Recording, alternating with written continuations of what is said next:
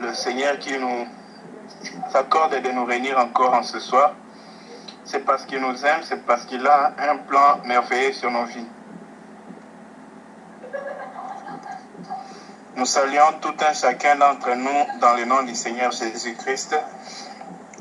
Nous bénissons le Seigneur pour ses voies merveilleuses et pour tout ce qu'il entreprend dans nos vies.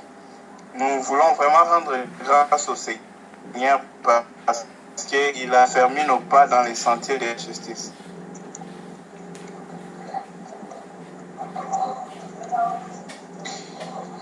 En ce moment précis, bien aimés, où nous parlons, il y a des frères qui sont en train d'être meurtris dans le monde à cause de la justice. En ce moment précis où nous parlons, bien aimés, il y a ceux qui sont en train de périr à cause de la vérité. Alors à chaque fois quand nous marchons, frère, et que nous avons la paix, la tranquillité dans le pays où nous sommes, il est très important pour nous de rendre grâce à Dieu pour ces pays et de continuer à prier pour la paix de ces pays et dans ces pays. Nous avions parlé sur la suite de ce qu'on avait commencé à dire sur le peut-être pour recevoir le royaume des cieux et pour y entrer. Alors hier, nous avons essayé d'aller dans le contraste de la pensée pour expliquer de quel petit Dieu parle-t-il. Est-ce que Dieu veut que nous soyons petits? Nous avons vu dans Galates que tant qu'un enfant est enfant, même s'il est héritier, il y a le frère Frélin qui a du mal à nous entendre, qu'on peut relancer une fois pour toutes pour la voir.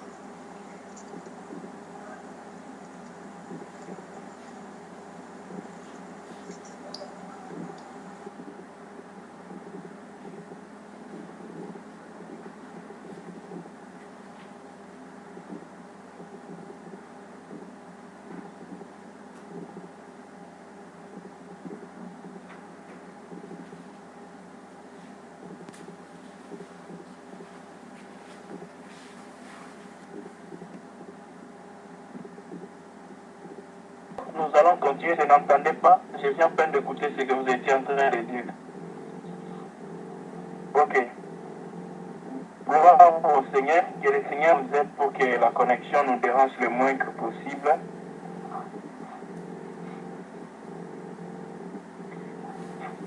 Donc, nous étions en train de dire ceci. Nous avions parlé hier sur la pensée des petits. Quand le Seigneur nous appelle à être ou à recevoir le royaume des cieux en tant que petits, c'est pas la pensée des petits enfants comme un enfant, mais c'est l'attitude et la nature des enfants. Recevoir à la manière des enfants. Voilà. Hier, on a parlé dans 1 Corinthiens, on a parlé dans Galates pour voir qu'autre Paul nous explique que l'enfant, tant qu'il est un petit enfant, il ne mérite pas l'héritage, même s'il est héritier, même si c'est son nom qui est sur les testaments. Mais tant qu'il est encore un petit enfant, il est tout seul. Il n'hérite pas directement de son héritage. C'est son héritage, mais il ne prend pas ça, il n'en jouit pas encore, parce qu'il est conduit par d'autres.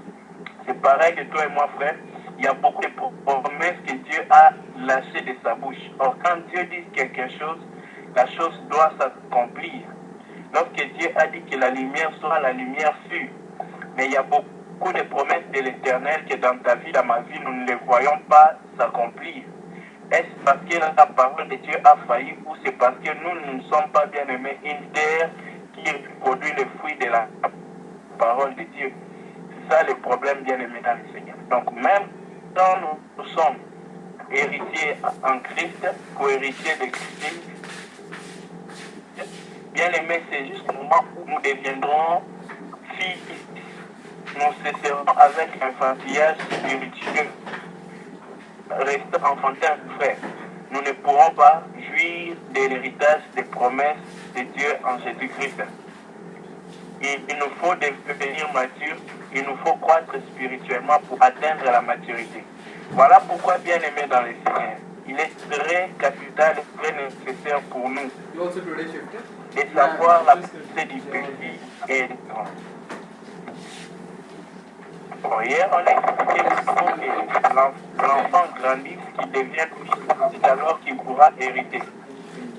Alors, aujourd'hui, nous voulons continuer avec la pensée pour expliquer quelque chose d'autre qui est essentiel.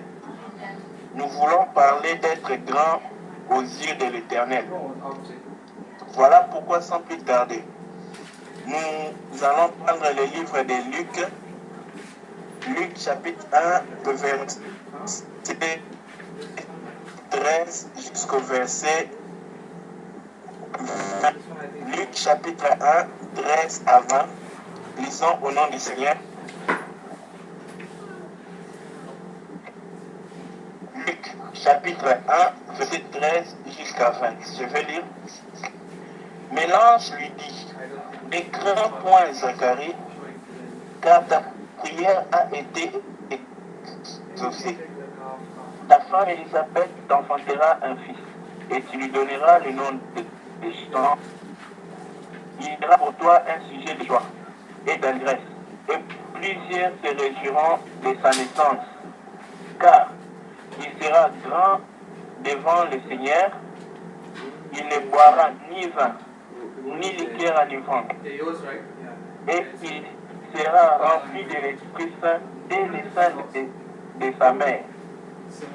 Il amènera plus de fils d'Israël au Seigneur, leur Dieu. Il marchera devant Dieu avec l'esprit et la puissance de lui, pour ramener le cœur des pères vers les enfants et les rebelles à la sagesse des justes, afin de préparer au Seigneur un peuple bien disposé. Zacharie dit à l'ange, quoi reconnaîtrai-je? Je suis vieux et ma femme est avancée en âge. L'ange de l'Éternel lui répondit, je suis Gabriel, je me tiens devant Dieu, mais j'ai été envoyé pour te parler et pour t'annoncer cette bonne nouvelle. Et voici, tu seras mieux et tu ne pourras parler jusqu'au jour où ces choses arriveront, parce que tu n'as pas cru à mes paroles qui s'accompliront en leur temps. Paroles du Seigneur. Voici ces passages par lesquels nous trouvons beaucoup d'exhortations, beaucoup d'interpellations de l'Esprit du Seigneur. Et le Seigneur, notre thème d'aujourd'hui, c'est être grand devant le Seigneur.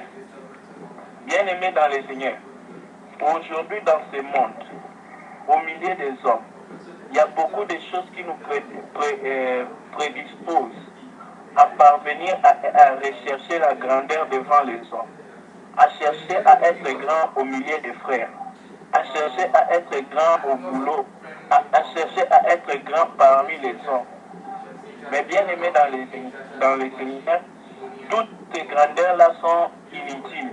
Elles sont vaines et éphémères. La grandeur que nous devons rechercher, bien aimé, est unique. C'est la grandeur devant le Seigneur. Celui qui est grand devant le Seigneur, frère, c'est celui qui est important pour le Seigneur, celui qui est utile pour le Seigneur. Celui-là, bien aimé, personne ne peut toucher même à un seul de ses cheveux. Bien aimé, quand Dieu dit que personne ne peut toucher, aucune de notre chevelure ne sera ôtée de notre tête. Bien aimé, ce n'est pas la promesse annoncée à toute la créature. C'est la promesse annoncée aux disciples de Jésus. Voilà pourquoi, frère, il faut d'abord remplir la condition d'être disciple pour pouvoir jouir de ces droits-là, de ces promesses de l'Éternel. Nous, aujourd'hui, en train de nous avancer vers le jour, le grand jour de l'Éternel, nous devons toujours continuellement nous poser la question, sommes-nous en train d'être grand devant le Seigneur ou nous sommes de sa grandeur devant les hommes? C'est ça notre grosse question. Parce que bien aimé, si nous sommes grands devant le Seigneur, c'est cela qui est important. Mais si devant le Seigneur nous sommes petits, même si pendant un temps sur la terre nous sommes les plus grands, même si pendant un temps sur la terre nous passons pour être les plus grands, bien aimé, cela est vain. Parce que la valeur réelle, bien aimé, la valeur la plus importante, la réalité de ce que tu es, ce n'est pas ce que les hommes te disent, ce n'est pas ce que toi-même tu te dis de toi, mais c'est ce que Dieu pense que tu es. La valeur non la pensée de cet homme. Qu'est-ce que Dieu pense de moi? Qu'est-ce que Dieu se dit que je suis? Bien aimé, c'est la seule chose qui est importante. Voilà pourquoi un enfant de Dieu a perdu. Il ne cherche même pas à impressionner les autres. Il ne cherche même pas à être grand devant les autres. Il sait que là, bien aimé, c'est comme le vent. C'est comme quelqu'un qui tout le temps cherche à garder le vent dans la main.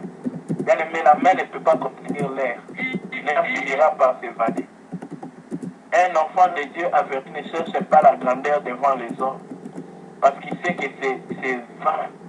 C'est une poursuite du vent. Voilà pourquoi un enfant de Dieu se préoccupe d'une seule chose, d'être grand devant le Seigneur. Il ne désire aucune grandeur. Or bien aimé, quand quelqu'un est grand, c'est un pense. Un enfant de Dieu averti cherche à être le plus disponible au Seigneur, le plus utilisable, le plus désiré à s'en servir par le Seigneur. C'est quand le Seigneur regarde toutes ses créatures, très bien que l'Éternel cherche à utiliser sa soie en moi. Bien aimé, pour qu'il en soit ainsi, il faut que toi tu te mettes dans la disposition qu'il faut pour être grand Dieu de l'Éternel. Alors, essayons de voir selon les Écritures, afin de ne pas nous emporter loin de la vérité faite. Essayons de voir qu'est-ce qu'il y avait de particulier dans la vie de Jean-Baptiste. Pourquoi est-ce que cet homme va recevoir le témoignage de l'ange de Dieu, qu'il sera grand devant le Seigneur?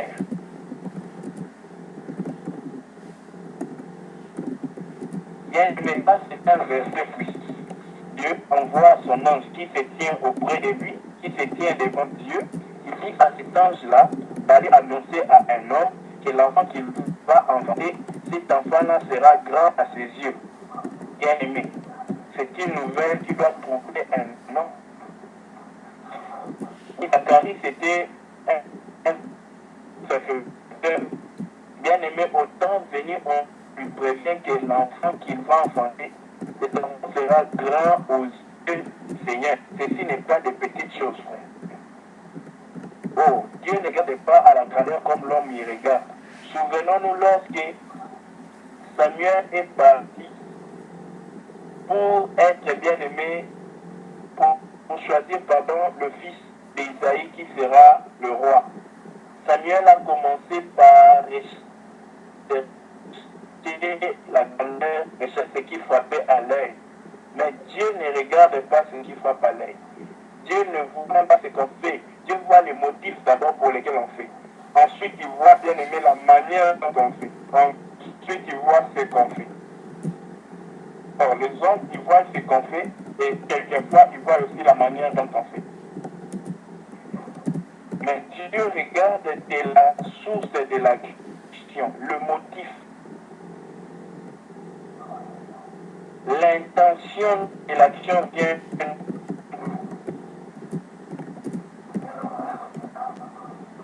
Quand on va voir la vie de Jean-Baptiste, frère, d'abord, Jean-Baptiste, c'est le fruit d'une prière. C'est la première des choses que nous devons noter. Luc chapitre 1, verset 13. Écoutons ce que l'ange va dire Zacharie. Il dit, ne crains point Zacharie, car ta prière a été exaucée. Ta prière a été été exaucée. Ta prière a été exaucée. Qu'est-ce qui va expliquer sur qu'est-ce qui a été exaucé? La suite du même verset nous précise cela. Ta femme Élisabeth t'enfantera un fils et tu lui donneras le nom des gens. Bien-aimé dans le Seigneur, cet homme Jean-Baptiste n'était pas le fruit de Lazare. Cet homme Jean-Baptiste bien-aimé n'était pas le fruit d'un quelque chose de brusquement arrivé. Mais il était bien-aimé une prière exaucée. Il était la réponse d'une prière. Il était l'exaucement. Sur Job, je pense qu'on allait l'appeler, comment on l'appelle encore? Siméon, c'est Siméon. C'est qui est exaucé? Attendez, on peut voir ça.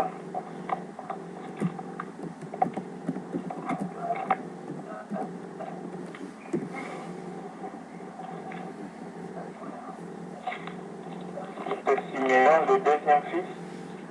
C'est lors de son naissance que la femme de Jacob va dire que cette fois-ci l'Éternel m'a exaucé. Oui, bien aimé dans le Seigneur. Il pouvait porter le nom de Siméon, il est tout le temps de Jacob, parce qu'il est l'exaucement. Il est le fruit d'une prière. L'homme Jean-Baptiste était la réponse bien-aimée d'un désir ardent de Zacharie. Zacharie est parti chercher le Seigneur. Le Seigneur lui répond et lui donne ce qu'il a. Il est parti chercher le Seigneur. Le Seigneur lui a répondu en lui donnant un fils. Et ce fils-là maintenant, écoutons les détails sur la vie de ce fils. Donc la première des choses que nous soulignons, pour le secret d'être grand devant le Seigneur, conformément à ce passage que nous lisons, ou à cette pensée sur Jean-Baptiste, la première des choses, c'est que Jean-Baptiste était une prière exaucée. Il était la réponse à une prière. Ça, c'est la première des choses que nous notons. Descendons pour voir d'autres caractéristiques. Verset 14. Il sera pour Zacharie un sur les jours et dans et plusieurs se réjouiront de sa naissance. Bien-aimé, celui qui est grand devant le Seigneur, il est un sujet de joie et d'allégresse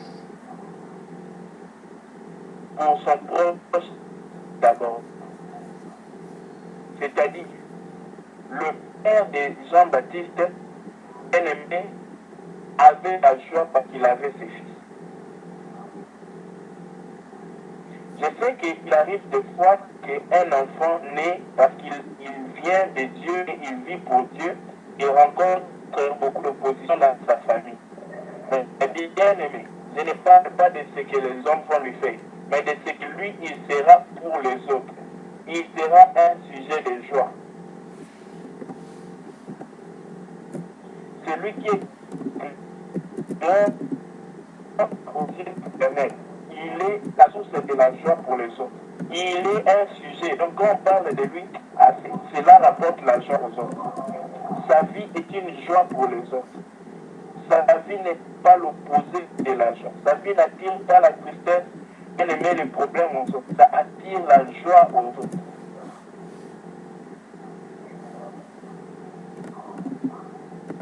Il était la joie pour Zacharie d'abord, et ensuite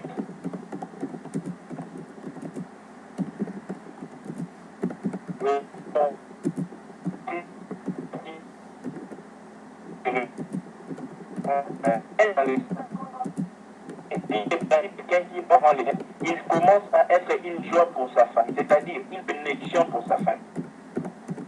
Et non pas seulement sa famille biologique, une bénédiction pour sa famille biologique, virgule, son église, virgule, son cercle du travail, virgule, ses amis, virgule. Tous ceux qui passent du temps avec lui sont bénis. Il est une source de joie pour ceux-là qui sont à ses côtés. que quiconque bien-aimé est grand aux yeux de Dieu, il est utile à Dieu pour faire de grandes choses, pour amener aux gens bien-aimés les valeurs du royaume des cieux. Or, le royaume des cieux, c'est la justice, la paix et la joie. Alors, cet homme-là doit apporter la joie du royaume de Dieu vers les hommes.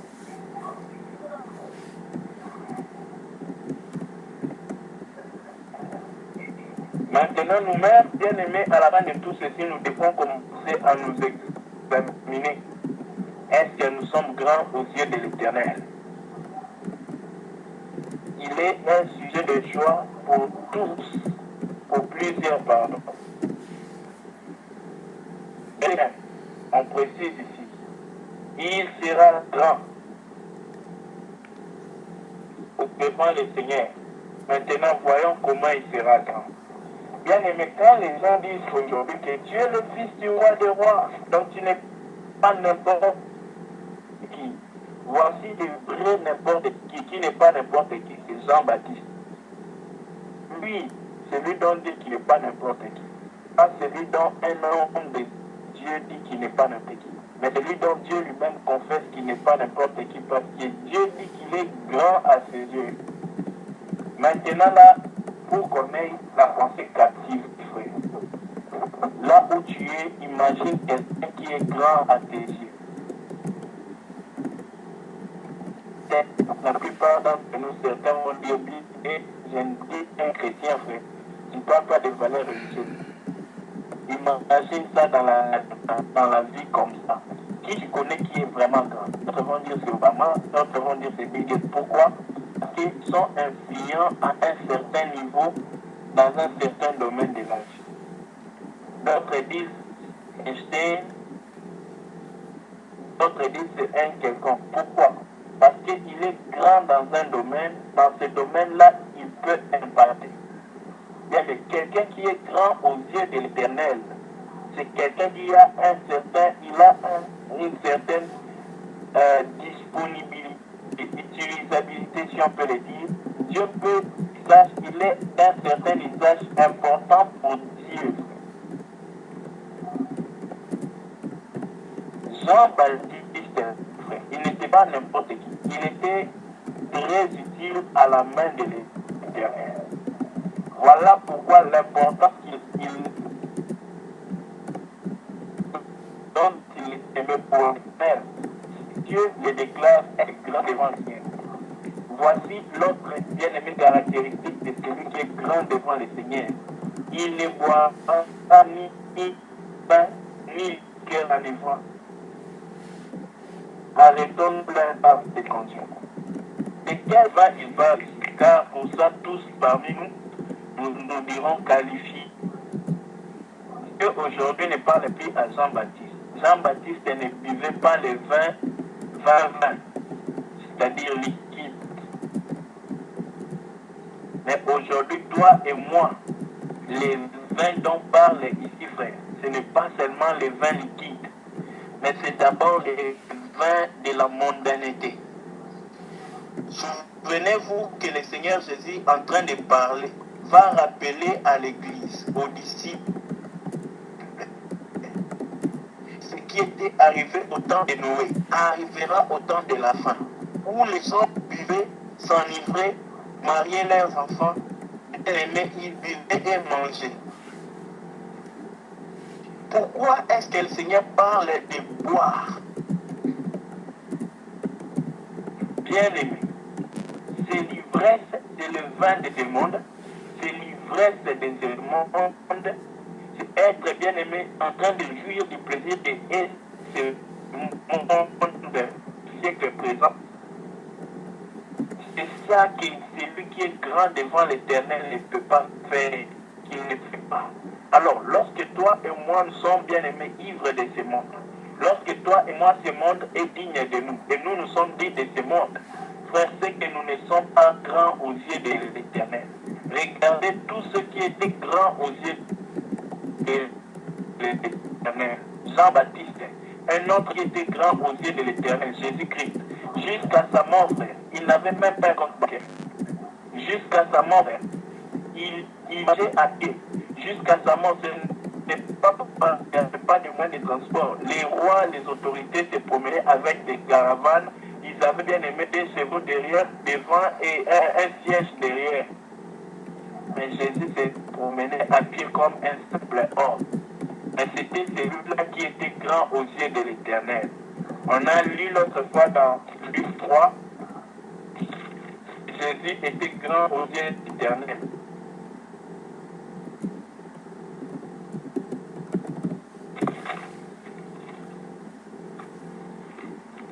Donc, bien aimé, pour être grand aux yeux de l'Éternel, ce n'est pas que les hommes vont te voir grand. Parce que Jésus est aux yeux de Dieu. Lui qui était grand aux yeux de Dieu, quand il est venu dans ce monde, il n'avait aucune beauté pour attirer l'homme. C'est ça la grandeur dont parle Dieu. Pardon, c'est dans Luc 1,32, si on peut les relire. Luc 32, il sera grand et sera appelé fils du Très-Haut. Et le Seigneur Dieu lui donnera le trône de David, son père. C'est de Jésus-Christ. Il sera grand et sera appelé fils du Très-Haut. Grand par rapport à quoi? Grand selon Dieu. Bien aimé, cet homme qui était grand selon Dieu, c'est celui sur qui on avait craché. Cet homme qui était grand selon Dieu, c'est celui qui la sagesse de ce monde a vu qu'il fallait les couper, les crucifier. Bien aimé, être grand aux yeux de Dieu n'a rien à voir avec la possession, la position et tout ce qui est de ce monde. Jésus qui était grand aux yeux du Père, frère bien-aimé, on l'a cloué sur la croix. Jean-Baptiste qui était grand aux yeux du Seigneur, on l'a décapité, on a coupé sa tête, on a donné ça comme un jouet à la fille d'Hérodias sur une assiette.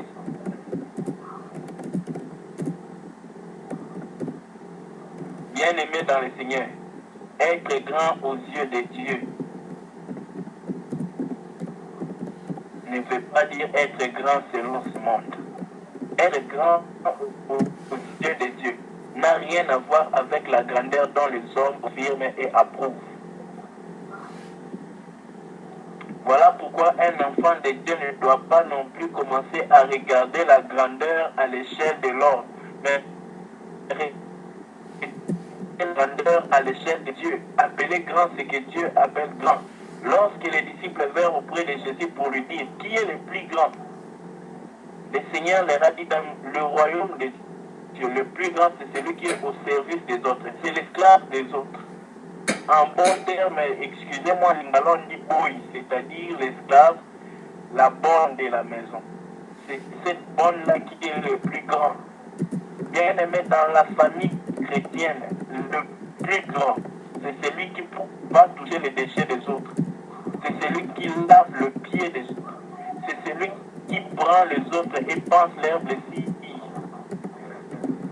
Il enlève chic dans l'herbe, si on peut le dire ainsi, frère.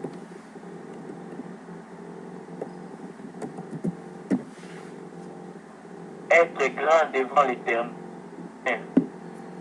c'est être humble au point on descend aux pieds d'autres. Bien aimé, lorsqu'on devait parler toi petit, on avait dit être petit aux yeux de l'Éternel, petit aux yeux de soi-même, et être petit bien aimé envers les prochains frères et sœurs, c'est-à-dire être leur serviteur. Ici encore, pour être grand aux yeux de l'Éternel, cela nous révèle. Il faut d'abord commencer serviteur de Dieu.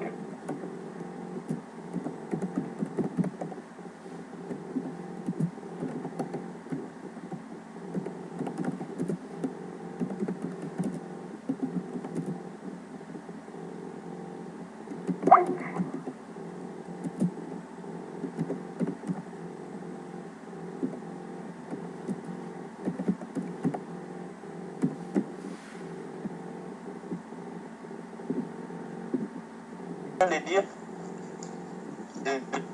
le vin dont on parle ici, c'est le vin de l'humanité. Ensuite, il sera rempli du Saint-Esprit.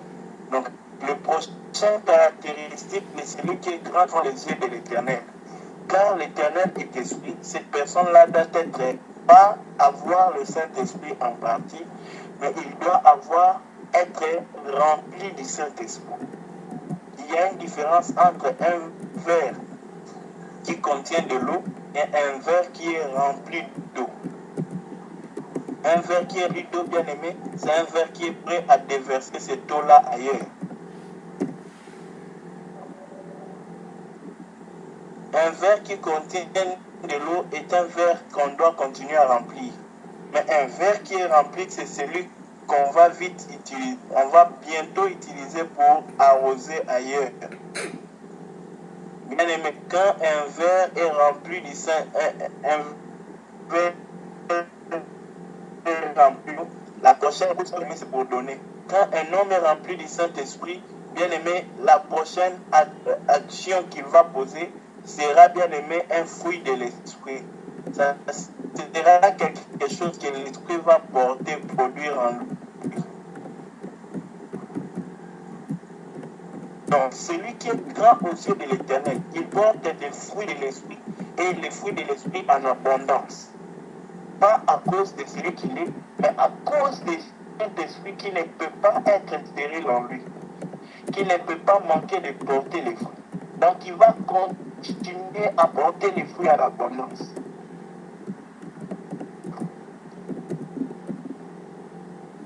Ensuite, on nous dit le ministère maintenant qu'il va faire, pourquoi il sera grand aux yeux de l'Éternel.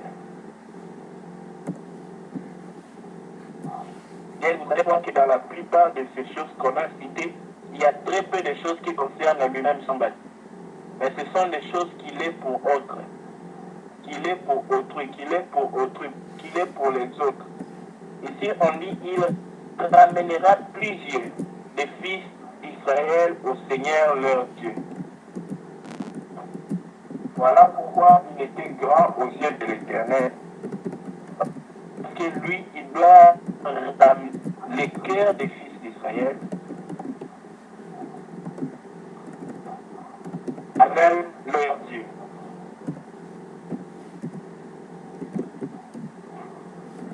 Donc, celui qui est grand aux yeux de l'Éternel, sa vie, sa manière de vivre et son être ne cesse de faire une seule chose.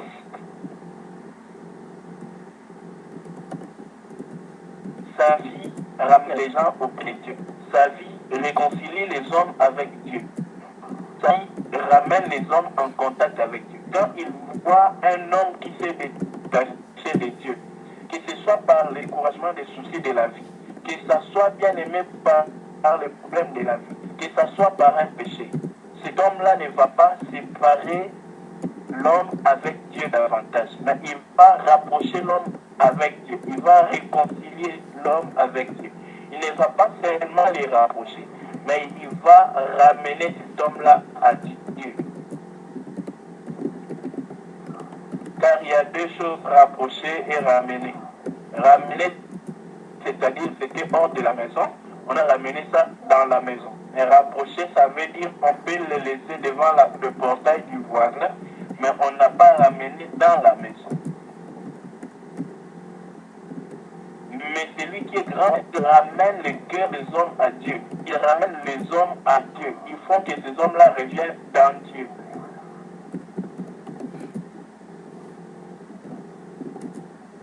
Bien-aimés, si nous voulons être grands aux yeux de l'Éternel, voici c'est à quoi nous devons, bien aimés, nous précipiter et nous efforcer de nous faire violence, frère, pour parvenir à faire.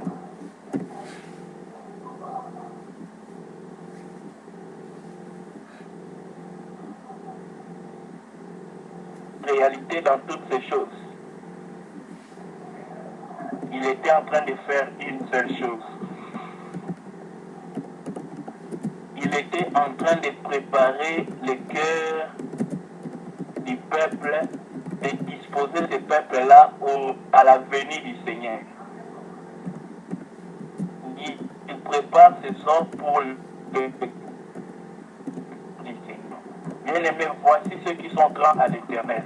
Un bien-aimé va te dire, ah, donc pour être grand devant le Seigneur, il faut être un prédicateur, loin de là. Pour être grand devant Dieu, il ne faut pas être un prédicateur.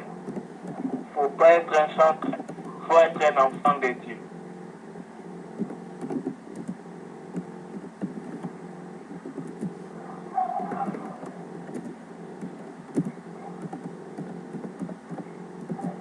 Pourquoi j'ai dit qu'il faut être un enfant de Dieu? Parce que les plus grands dans la maison de Dieu, ce n'est pas les serviteurs de Dieu, c'est l'enfant de Dieu. Quiconque est enfant de Dieu est essentiel dans la maison. Bien-aimé, voilà pourquoi tout enfant de Dieu doit être un point qui prépare son prochain, son frère à l'église, sa soeur, tout homme qu'il connaît à la rencontre de Christ. Il doit être une indication, un signe et un présage qu'il y a un sauveur qui va revenir sur la terre. Bien-aimé, sommes-nous un signe, un présage qu'il y a un Dieu invisible et il y a un Seigneur qui va revenir sur la terre. Nous sommes appelés à être cela, à préparer les hommes pour le grand jour du Seigneur. Il y a deux choses qu'on va prendre ici en dessous pour réaliser quelque chose, frère. Vous savez, les gens, des fois, nous pensons que l'incrédulité n'est pas punissable comme l'adultère. L'incrédulité, par exemple, nous pensons que ce n'est pas grave. Bien aimé, ici est mon exemple.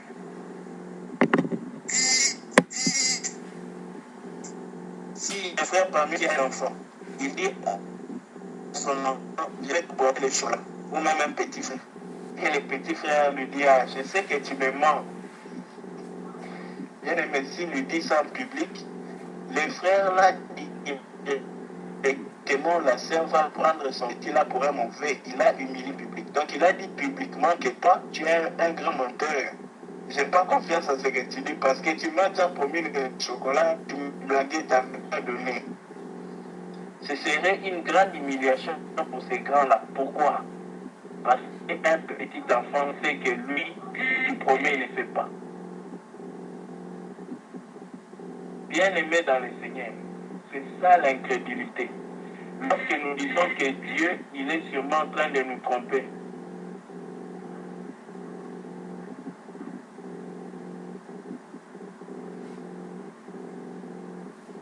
Oh bien aimé, parce que nous empruntons ces voies-là de douter de ce que Dieu nous dit ou de ce qu'il nous promet. Nous anéantissons celui qu'il est, nous déclarons qu'il n'est pas celui qu'il est moins que celui qu'il est. Bien aimé dans le Seigneur, voilà pourquoi l'incrédulité est grave. Maintenant, qu'est-ce qu'on va dire dans la suite?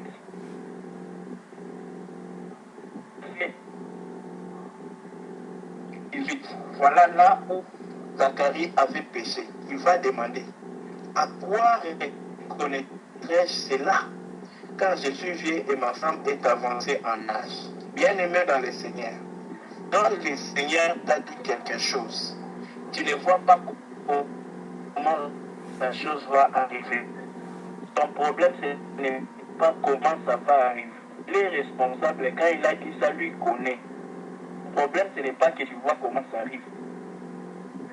Le problème, c'est d'accepter ce qu'il...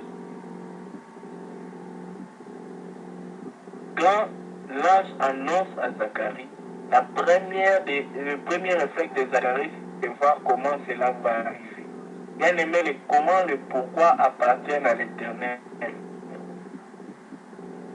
Notre part à nous, c'est de croire, c'est la foi. Ce n'est pas de questionner Dieu. Au verset 19, il va dire, l'ange lui répondit, je suis Gabriel, je me tiens devant Dieu, je t'ai envoyé pour te parler et pour t'annoncer cette bonne nouvelle. Voici, tu seras muet et tu ne pourras parler jusqu'au jour où ces choses arriveront, parce que tu n'as pas cru à mes paroles, qui s'accompliront en leur temps. Bien, mais à chaque fois que nous refusons de croire que ce que Dieu a dit, le faire dans nous, sachant que d'une manière ou d'une autre, sommes en train d'attirer quelque chose de négatif sur nous. Et le cas, c'est ici avec Jean-Baptiste, parce qu'il n'a pas cru. Que le Seigneur nous aide à être des hommes de la foi. Quand le Seigneur nous dit qu'il n'y a aucune tentation qui nous ait été surhumaine, même la tentation de convoiter une femme, ou bien aimer la tentation de voler, ou de quoi que ce soit, ou de parler mal, cette tentation-là n'a jamais été déjà de ce que nous pouvons supporter. Sinon, Jésus n'allait pas permettre qu'on soit sans. Nous, en tant qu'enfants de Dieu, frère, on doit croire que Jésus, il peut me faire surmonter toute tentation. Notre part, c'est d'abord de croire, avant de résister au mal. Ayons d'abord Jésus nous donne victoire. C'est comme quelqu'un qui prie, mais qui n'a pas la foi que ce qu'il prie, Dieu va lui donner. Sa prière est annulée, frère. La prière sans la foi est nulle. La foi plus la prière donne quelque chose. Bien aimé, l'incrédulité est un grand crime devant l'Éternel. C'est dire à l'Éternel, je n'ai pas confiance en toi. Je ne pense pas que tu sauras faire ça. J'ai doute de toi. Bien aimé, si ton propre fils, ton enfant te manifeste la doute, quelle sera ta réalité? Ou même ton petit frère seulement, qui est l'enfant de ton papa, pas ton enfant, il te montre qu'il n'a pas confiance en toi, qu'il doute, non, ce que tu dis là, c'est faux. Je sais que tu ne sauras pas faire ça. Et c'est que nous sommes souvent devant l'Éternel. Et l'Éternel nous fasse grâce. Que le Seigneur nous bénisse. Merci.